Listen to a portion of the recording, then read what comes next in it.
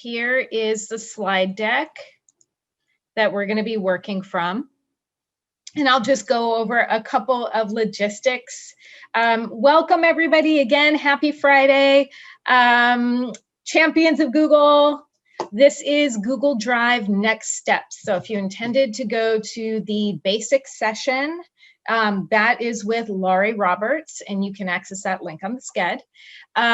Today I'm helped by Perry and Ennis from the IT department, extraordinaires throughout the past many years they've been with the district, and particularly this past almost year with COVID. So thank you to both of them. As you have questions along the way, they're going to be helping me out in the chat. Some logistics for how this is going to run. So the first 45 minutes, it's not the kind of session that Laurie and I love, but it is sit and get. Please take down your notes. We are going to have 45 minutes of work time and collaboration time in the second half. So chances are you'll be able to get all of your questions answered, if not, during the first 45 minutes and the second 45 minutes. Sometimes as you have questions, I might get to your question a little later on. So just jot that down or put it in the chat if it's an immediate need. So that second 45 minutes in the breakout rooms, that's where you're going to work with a team of up to, depending on how many we have in our session, anywhere from maybe 6 to 10 people, to just think through what is useful to you, or to brainstorm how you might use some of the features I showed that you hadn't quite used yet. And as for our our agreements, I think I went way too far. There we go. As always, and it's always nice coming off our equity sessions too, from the mornings, embrace grace for yourself. Space, it's so important for all of us right now. And I have found that these Friday times, meeting with all of you, it's been actually quite therapeutic for me personally. We have grace for ourselves and for each other. It's so nice to be in the student seat, as I always am. I think every time, even though I'm facilitating, I always also come from a student perspective. We all learn from each other. Quite frequently, I learn from all of you. And I do know that many of you know, everyone knows more than they think they do. This particular topic, Google Drive Next Steps, was actually a little bit of a stretch for me. Google Drive is not a particularly creative tool, so I'm hoping that I will definitely show you at least one new thing. But I think when you see the topics that I'm covering today, you're going to be able to check off quite a few of those boxes. All right. Let's see. So again, I'm Darcy Long, and I am the elementary ed tech coach. I've been with the district for, I believe now it's 17 years. I think I've been saying 16 for the past 2 years, but I think this year it's my 17th year, 10 years at Coronado Elementary in either second or third grade or both. And then the rest of the time as elementary ed tech coach. And again, we have Perry and Ennis, our IT superstars, helping me out. As you're going through the slide deck, and yeah, we're on the third topic, when you get to this particular slide, you're going to see icons for the different Google tools that we've covered. So we've already gone over Gmail, we went over Calendar, and we skipped a couple of weeks, and now today we're on Google Drive.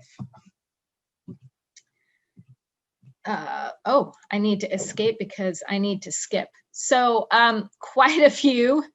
Let me go back, because I went to Gmail. I need to move. So those icons, by the way, if I had used them properly, they skip to where they are in the slide deck, because we're just making one master slide deck. It's going to be the WCCUSD compendium of everything Google. And here is our table of contents. Let me get back into presentation mode. All right, so this is Drive Next Steps. And just like I showed you on the last slide, the little icons are actual links to where we're going to be in the slide deck. This is our table of contents. All of these links are clickable. If you see it as you're looking through what I'm going to cover, that maybe you wanted to go check out basic, then please do go where you need to go. Just to make the most of this time. These sessions are going to be recorded, posted on our website, and they're going to be repeated as well.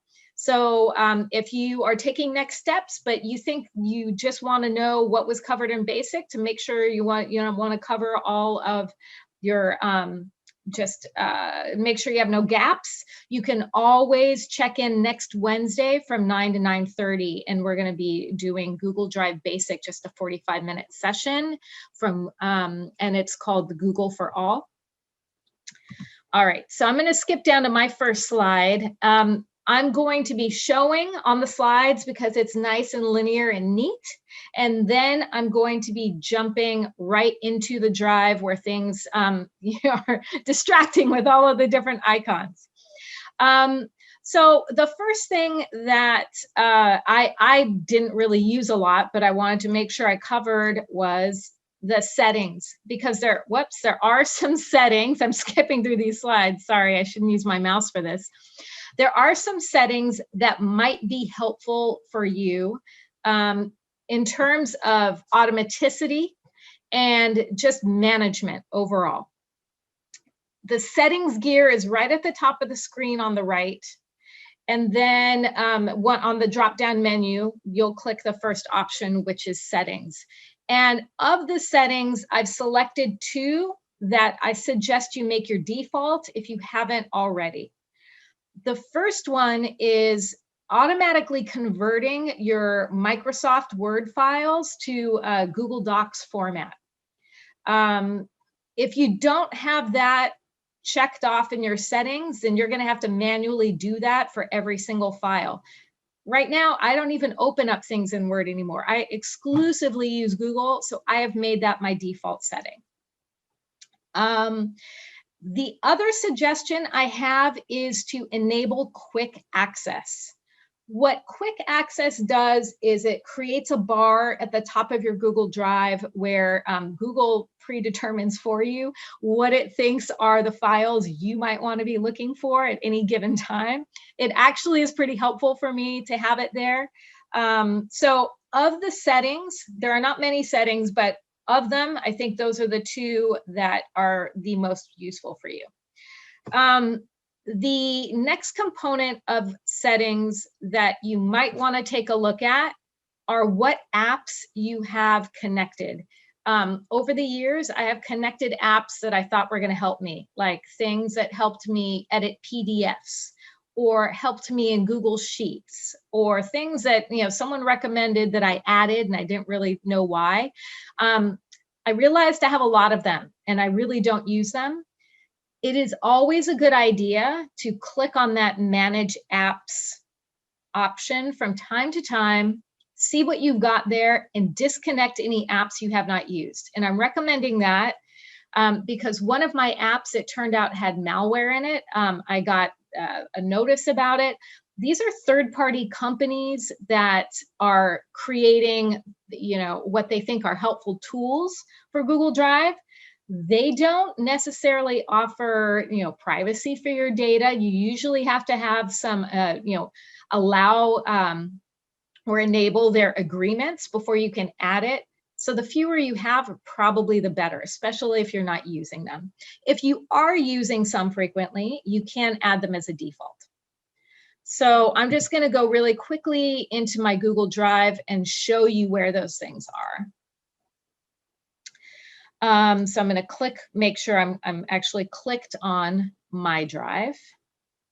And I'm going to go up to the little cog or the snowflake, click on settings, and then click on that first option, settings. So here was the general that I was showing you. And I have selected convert uploaded files to Google Docs. And then down at the bottom, I have enabled the quick access.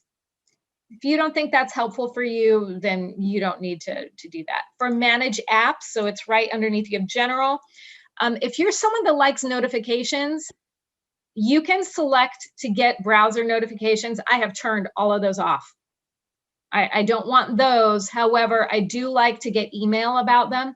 If you're someone that likes notifications, you might decide to select those. And then here is the application management page that I was talking about. And you can see I have a lot of apps. That's a lot of personal data that potentially is out being used by these companies. So I really do need to go through that list because I know I hardly use some of those. So it was a good reminder for me. All right. So now I'm going to go back to the slide deck.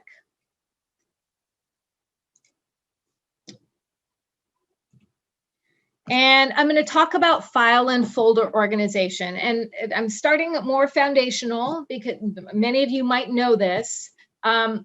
Again, these are features that are there, but I don't use unless I really think about it. So there's some basic folder structure that Google has set up for us on the left sidebar. And that is a recent section and a starred section. So those are basically filters, and I can designate what folders or files are really important, and I can add them to my starred filter. That has been super important to me. I would say up until I found out about priority workspaces, and I'm going to get to that later, but that was one of the most important ways that I kept my most important files and folders together. I use recent quite a bit as well. But again, I think designating things as starred helps because recent, sometimes, I don't know, things get lost. There are things that are super important to me that I didn't necessarily open recently. Let's see. I think since I'm going to something else, I will go ahead and escape and just show that really fast. So where you will find those, I should probably move my Google Drive over. Are just on this left sidebar. So they also have shared with me. So if someone has just recently or just shared a doc with you, you can click on that filter. And that's really helpful. And because I enabled the quick access in the settings, so the people that share with me the most are Laurie and Tracy. So their files are going to pop up to the top. Here is recent. And then starred. And I have a lot starred. I can see that it's thinking.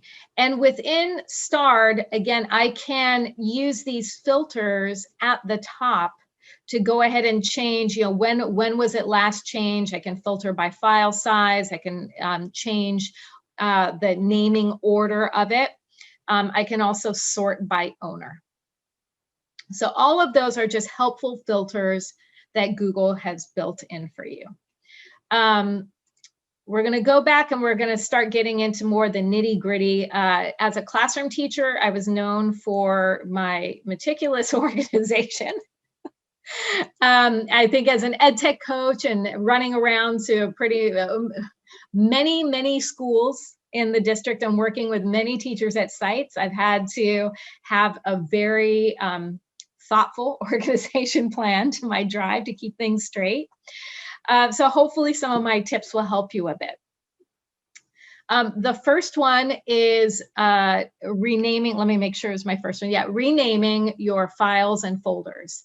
Quite often I'm downloading or uploading or sharing files that someone else has named, or I'm adding shortcuts. And that has not served me well when I do not rename them to something that I'm going to remember. So one thing that I've gotten really consistent at doing is trying to rename them. And I have some ideas for you. So number one, naming conventions. Being really consistent with the naming conventions. And this past year, starting out with the year. That might be how I begin a file naming convention. Use keywords that are specific to the content. Consider using numbers.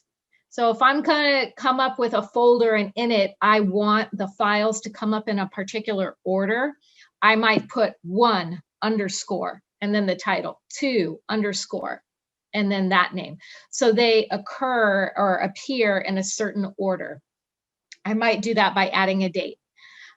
Something that I found when I was researching this online was using hashtags. I hadn't even thought about it, but you could use, a hashtag with the topic.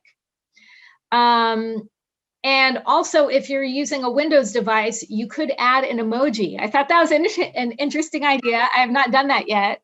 I might try that, but particularly with folders, to bubble them up to the top, when you start with a number or you start with a hashtag or a symbol or an emoji, that's going to come before all of the alphabetical folders and files. So all you do to rename is you click on either the folder or the file and you select rename. And let's see, let me see what the next topic is adding details. I think I'm going to show you the next couple slides, and then since they're all having to do with organization, then I'm going to go back in and show you all of those things. Okay, so the next one, in addition to renaming, I don't know if you knew this, but you can add file details.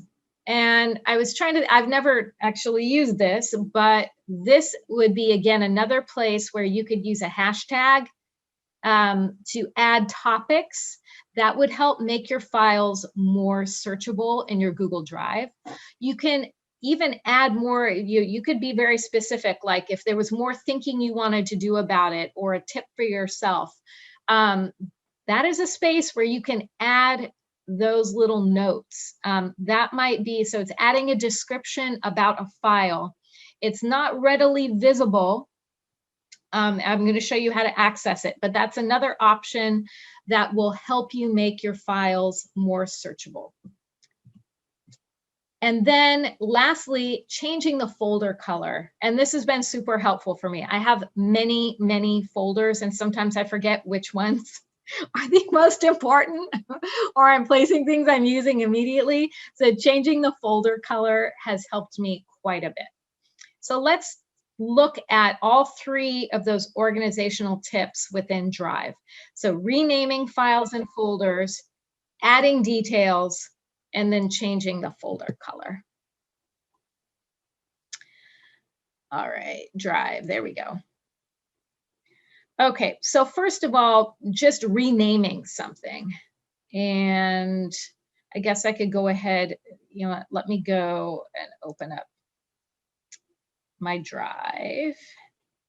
You can see I have some folder colors. Let me go for Tech for Class and School, because I've got lots of things that I can do in there. Let's go to Social Studies. Okay, so I can right-click on any folder, and where you see the pencil is where you have the option to rename. And by the way, here's where I would add it to starred. So remember, I have that starred filter on the side. Right-click on any folder or file, and that's where you have that option to designate it as a starred file or folder. Right beneath it is where you rename it. Just make sure to click OK when you're done renaming it. Here you will also see right beneath it, I can change the color. That is not an option for files. It only works with folders. So if I go down here to a Google slide and I right click, that option doesn't even exist. So I can add it to starred. I think someone else owns it. So if you do not own it, you will not be able to rename that file. If I wanted to rename it, I will have to make my own copy of it. So that might be important to note. Now, the ability to add details is at the bottom. You'll see a little eye with a circle around it. I'm going to click View Details. And the nice thing about it gives me like a little preview here And then I can scroll down and it says no description. I don't have the ability to add my own description because this file does not belong to me. However, if I went to this file, which does belong to me, you'll see the little pencil here. So I know that this 20-second mission project is a fourth grade social studies project. So I might want to put in hashtag fourth grade. I'm not going to put it, in the title, but if I were searching for all my fourth grade lessons later on, if I just put in the search hashtag, I could just put in hashtag fourth, all of those are going to come up. If I still needed to do edits or make notes for myself that I didn't want visible immediately in the document because maybe other people were looking at it, I could also add it there in those details. All right, so let me close out of there. And let me just check in and see if there are any questions. Perry or Ennis, are there any questions that I should answer, or is there anything that I need to demonstrate? I think we're good. All right. Yeah, nothing I can think of so far. Okay. I think I'm going to spend more of the time on the on priority workspaces, because that was really the game changer for me with my Google Drive. Because despite all of these tips and tricks, I still struggle with having things at my fingertips. I forget some of my naming conventions, all of those, I'm sure any of our classified staff completely, it's even beyond what I think I'm dealing with. So something else that has been very helpful for me that Google has made available in the past year is creating multiple file shortcuts. So typically, when I upload something, in the past, I was only able to designate one folder space for it. But now Google has enabled us to have these shortcuts. It has a slightly different icon to it. So I can add references to particular files in as many folders as I want to. And those shortcuts point back to that original file. So the neat thing is that, it's not creating multiple copies. I can make as many edits as I want to that original file.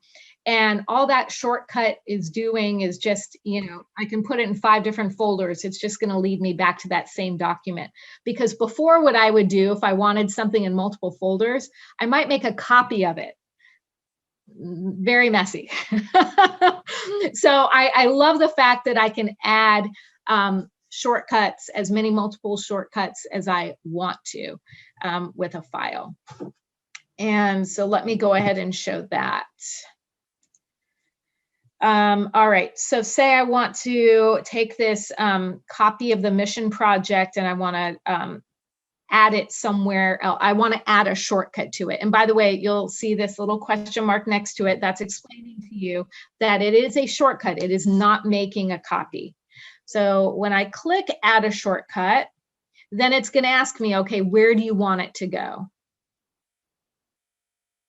And then my drive pulls up, and then I can decide where I might want to put it. And so tech for class and school, I'm going to say, actually, I'm going to say it's hyperlinked. So I'll go ahead and click there. I'll click add a shortcut. Done. So if I went into the hyperlinked folder now,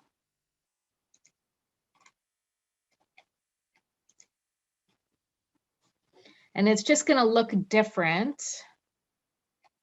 So here is the shortcut. So you'll notice it's not showing the owner. It's not showing when it was last modified or the file size. There's a little arrow icon in the bottom. That's just letting me know that the original exists somewhere else. And if I wanted to see where that was, I could right click on it and I could click show file location. And there it is. It took me right to the exact file the original file that shortcut links to. So that's really helpful in just kind of tracing down the breadcrumbs. You might, misfile something, and this will help you actually move it around to where you'd want it to go. Let's see.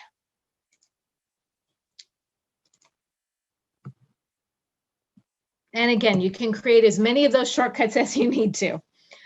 So the next couple topics you might not use so much, but they're good to know about. The first one is transferring ownership. And I was thinking about this, Laurie and I do this sometimes, but I was thinking about the ways in which classified staff sometimes, you might begin a document for someone else, and then you want to, hand it over to them. You can actually make others the owner rather than just, making them a collaborator on it. So there is an option to transfer ownership, and it's in the file and folder share settings. I had never actually explored this before. So there's a drop-down menu. Usually I just select that someone is a viewer, a commenter, an editor. But below that, there is actually an option to designate someone else as the owner. When you do that, though, you will not be able to transfer ownership back to yourself. Something else to note is if you're doing this with a folder, you are still going to own all of the individual items in that folder as well. So you would have to individually for each file transfer ownership to someone else. And the next topic is related to that, so I'll show them both at once. So right above where you have the option to make someone else an owner, you can give temporary viewing access. And this is something that might actually come in super handy, and I'm wishing I had known about this sooner. So there are sometimes I might want to just have folks view something for, say, 24, 48 hours. Maybe it's sensitive information, there's a short period of time. You can go ahead and set them viewing access within your share settings. So I'm going to show you where that is. So let's go into Drive. Now, when you do this, you have to actually, you click share and you have to open up who you've actually shared it with. Oh, this was not a good example because I haven't shared this with. Actually, I could just add someone else too. Let's do this one, share, because I already have some folks in there. This, I think, was the example that I had in the screenshot. So here, Ann Daly Mallard is a viewer. If I wanted to make her the owner, notice I can scroll down, and here I have these other options. Here's the temporary access, and here's make owner. So I'd select that if I were transferring it over to her. If I select give temporary access, here is where I can change the date. And unfortunately, I can't, whoops, edit temporary access. I can't change the time, but at least I can, it says access expires in 31 days. Let's see, I should be able to just do it for 24 hours. If you need to remove that expiration, then you would just click that option, and that's done. Are there any questions about temporary access or file ownership? No. All right. So now I'm going to get into my happy space, which is Priority Workspaces. Priority Workspaces came out, I want to say, 1.5 years ago. Yeah, I think 2019. So Priority is a section, it's an option in Google Drive. It's right above where it says My Drive.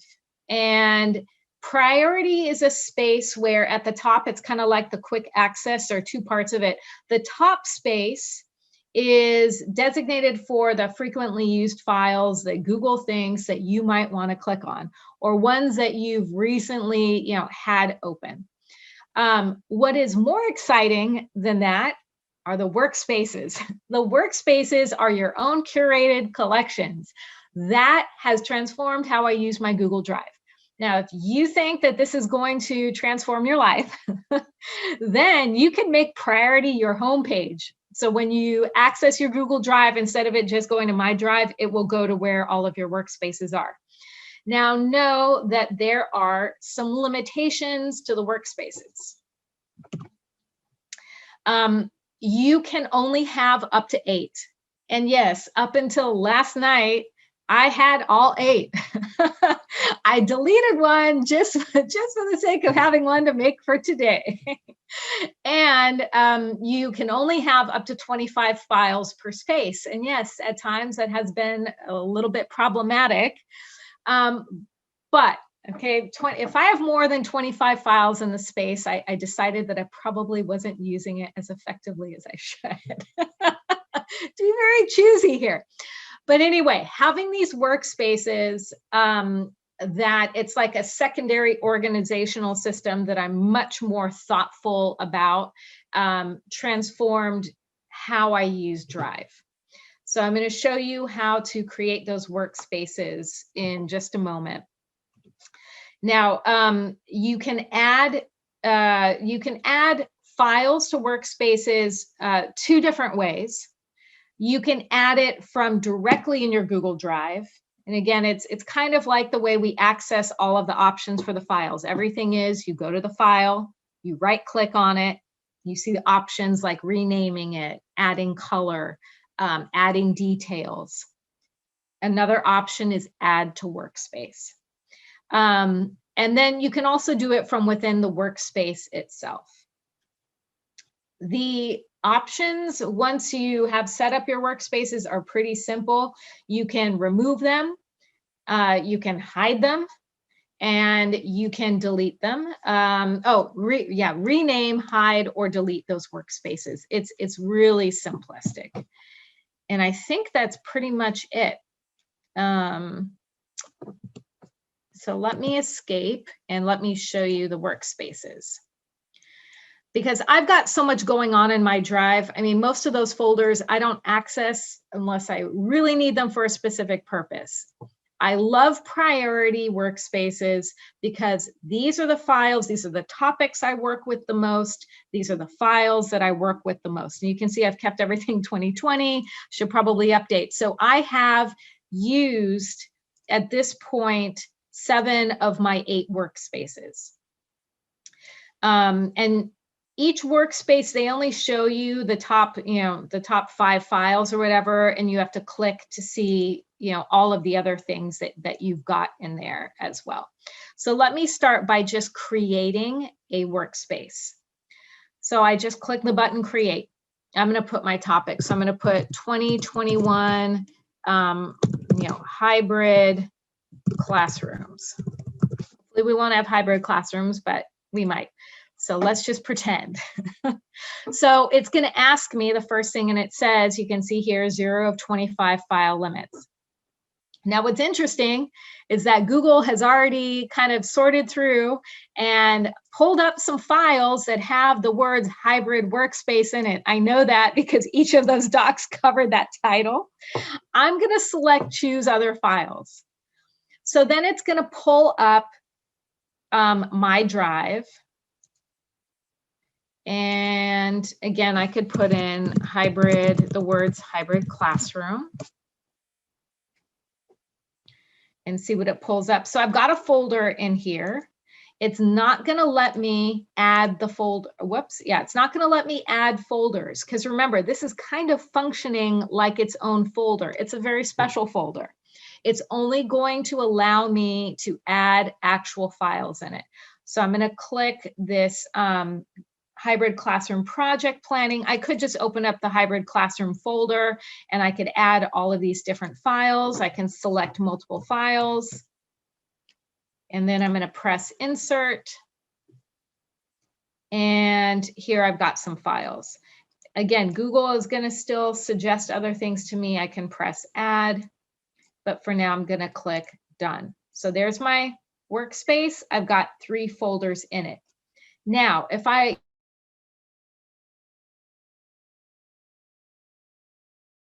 Workspace. I'm going to go ahead and click search in Drive. And I just searched hybrid classroom, but I'm going to do that again. Okay, so hybrid classroom project planning. I don't think I put that in the workspace, and I can tell because I think this would be grayed out usually. Oh, it is in there. Okay, my bad. So it grayed out that it's in hybrid classrooms, but it shows all of the other workspaces. So if I wanted to add it to one of those others, I have that option as well. Okay, blended learning lesson plan template. No. Okay, here we go. Let's try this one. Add to workspace. Oh, it's already in that one. Let's try this one. Add to workspace. There we go. 2021 hybrid classrooms. So it's pretty easy to add things to the workspace. Today, when you're in your 45 minutes of collaboration time, if you have not created and played with Workspaces, I would highly recommend that this is something that you play with. And I think we're almost out of time for this 45-minute session. And I know I've kind of covered a lot and I went through rapidly. So in the last few minutes before we go into breakout groups, I'm going to stop sharing my screen. And let's see if I can answer any questions. Hopefully I showed you at least one new thing. Hey, Darcy. Actually, Yeah. I have a question. Yeah. I didn't know about Workspaces before. Actually, there was a little line there that said hide Workspaces to create more. Does that mean you can actually just hide them and not delete them? Yeah. So there, again, because there's 8 of them, if you wanted to hide them, that doesn't, you still only have 8 workspaces. That just means that the ones that you don't use as much, you can kind of just pull them down. Okay. So you don't actually have to delete them. You can just hide them. Yeah, you can just hide them. Okay. Yay! I'm so glad I showed you Workspaces. I think it's going to transform your Google Live. Let's see what's in the chat. Yes, thank you, Bertha, for adding the note about the starring. Yeah, and actually there are some things I like the idea of unstarring too. Some things I should just take off that list to keep it much neater. War and Peace looking like an informational pamphlet. I love it. Yeah, are there any other questions or things? Again, it was something, putting the slide deck together was, or thinking about, what is the difference between Google Drive Next Steps and Google Steps Basic. I think really the difference is once you're in Next Steps, you've already wrapped your mind around Google Drive being your hard drive. And then it's just the matter of, now that this is your primary storage space, how are you going to make it work for you in the same way? Yeah, the shortcuts, that was a game changer for me. Before, it was not as easy to create shortcuts.